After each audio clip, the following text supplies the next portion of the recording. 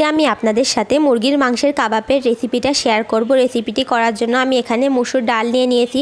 ডালটাকে কিন্তু আমি 1 ঘন্টার মতো ভিজিয়ে রেখেছিলাম। ভিজিয়ে ভালোভাবে এভাবে ধুয়ে পানি ঝরিয়ে নিয়েছি। আর নিয়ে নিলাম মুরগির বুকের মাংস। এটা কিন্তু হাড় ছাড়া, এতে এক টুকরো হাড় নেই। এবার আমি এখানে নিয়ে নিলাম আদা রসুন বাটা। আমি এটা শিলপাটায় ভালোভাবে পেস্ট করে নিয়েছি। এবার আমি আদা রসুন বাটার ভেতরে নিয়ে নিলাম 1 চামচ শুকনা মরিচের গুঁড়া। এবার আমি এখানে দিয়ে নিলাম অল্প পরিমাণে গোলমরিচের গুঁড়া দিয়ে নিচ্ছি। এবার আমি দিয়ে নিলাম এর ভেতরে অল্প পরিমাণে লবঙ্গ গুঁড়া। এবার দিয়ে নিলাম আমি এখানে এলাচের গুঁড়া। আপনারা চাইলে এই মশলাগুলো শিলপাটায় বা ব্লেন্ডারে পেস্ট করেও নিতে পারেন। এবার আমি একটি ফ্রাই প্যানে আগে থেকে ধুয়ে রাখা মুরগির মাংসগুলো দিয়ে নিলাম। এবার আগে থেকে ধুয়ে রাখা ডালগুলোকে আমি এখানে দিয়ে নিলাম। এগুলো দেওয়ার পরে আমি আগে থেকে যে মশলাটা রেডি করে রেখেছিলাম সেই মশলাটা দিয়ে নিলাম। মশলাটা দিয়ে দেওয়ার পরে আমি এখানে 1/2 চামচের মতো একটু লবণ দিয়ে নিলাম। 1/2 চামচেরও অর্ধেক এখানে হলুদ দিয়ে নিলাম। 1/2 চামচ দিয়ে নিলাম জিরা গুঁড়া। 1/2 চামচ গরম মশলার গুঁড়া দিয়ে নিলাম এবং 1/2 চামচ দিয়ে নিলাম দারুচিনি গুঁড়া। আপনারা চাইলে এই মশলাগুলো বেটেও দিতে পারেন। আমি এখানে গুঁড়া ইউজ করেছি, কিন্তু আস্ত দেওয়া যাবে না, বেটে গুঁড়া দিলে অবশ্যই বেশি ভালো হয়। এবার আমি এখানে তেল দিয়ে নিলাম। এগুলোকে ভালোভাবে একটু নেড়ে চেড়ে মিশিয়ে নিচ্ছি। আমি এখানে মুসুর ডাল ইউজ করেছি। আপনারা চাইলে ছোলা বা বুটের ডালও ইউজ করতে পারেন। সেক্ষেত্রে আপনারা সেই ডালগুলোকে সারা রাত ভিজিয়ে রাখলে খুব ভালো সেদ্ধ হবে। বা যদি 2 থেকে 3 ঘন্টা ভিজিয়ে রাখেন তারপরে প্রেসার কুকারে দিয়ে কিন্তু আপনারা ডালগুলো সেদ্ধ করে নিতে পারেন। আমার এই মুসুর ডালটা কিন্তু যেহেতু 1 ঘন্টা ভিজিয়ে রেখেছিলাম, তাই কিন্তু সেদ্ধ হতে বেশি সময় লাগবে না। এতে পানি দিয়ে আমি এটাকে ঢেকে দিলাম। ঢেকে কিন্তু পানিটাকে ভালোভাবে শুকিয়ে রান্না করে নিয়েছি। পানিটাকে অবশ্যই কিন্তু শুকিয়ে নিতে হবে। দেখতে পাচ্ছেন যে ডালগুলো কতটা সেদ্ধ হয়ে গিয়েছে, মানে সেদ্ধ হয়ে একেবারে গলে গিয়েছে।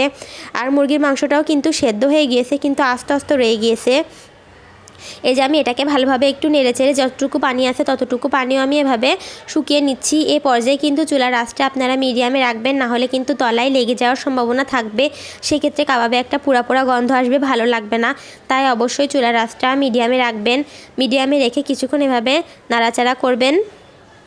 কিছুক্ষণ নাড়াচাড়া করার পরে কিন্তু আমার দেখতে পাচ্ছেন যে এটা একেবারে শুকিয়ে গিয়েছে। আরও একটু যদি ঠান্ডা করে নেওয়া যায় তাহলে কিন্তু একেবারে শুকিয়ে এঁটে যাবে। এটাকে আমি এবার নামিয়ে ঠান্ডা করে নিব। এই যে দেখতে পাচ্ছেন যে সব কিছুই কিন্তু সেদ্ধ হয়ে গিয়েছে। মুরগির মাংসগুলো কিন্তু আস্তে আস্তে রয়েছে। এই যে দেখতে পাচ্ছেন ডালটা কিন্তু একেবারেই গলে গিয়েছে, কিন্তু ডালের ভেতরে যে মাংসটা ছিল সেটা কিন্তু গলে যায়নি। মাংসটা কিন্তু আস্তে আস্তে রয়ে গিয়েছে। এ পর্যায়ে কিন্তু আপনারা মাংসটাকে হাত দিয়ে ছিঁড়ে কুচি কুচি করে দিতে পারেন। আমি এটাকে ব্লেন্ডার করে নিচ্ছি। এই যে আমি কিন্তু ঠান্ডা হওয়ার পরে এটাকে ব্লেন্ডার করব। ব্লেন্ডারে আমি এটাকে কিমা করে নিয়েছি।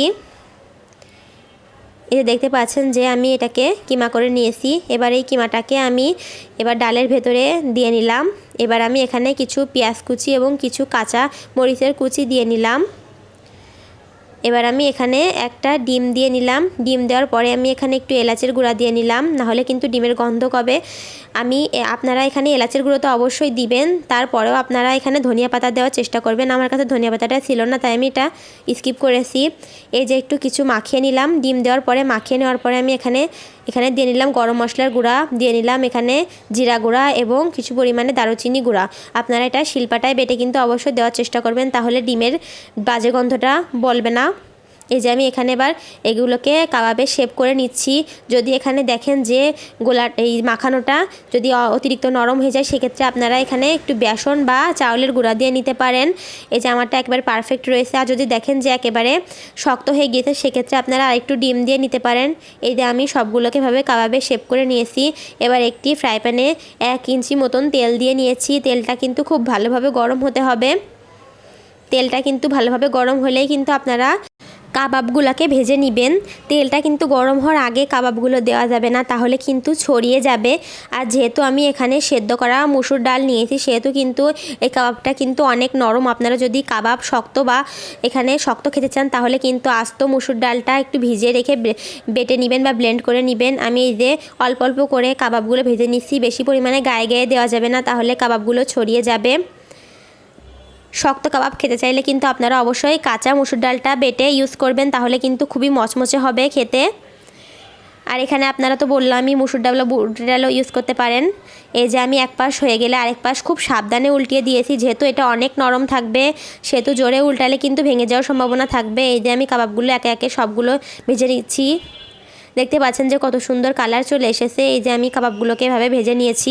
ভিডিওটি যদি ভালো লেগে থাকে তাহলে অবশ্যই চ্যানেলটি সাবস্ক্রাইব করার অনুরোধ রইল।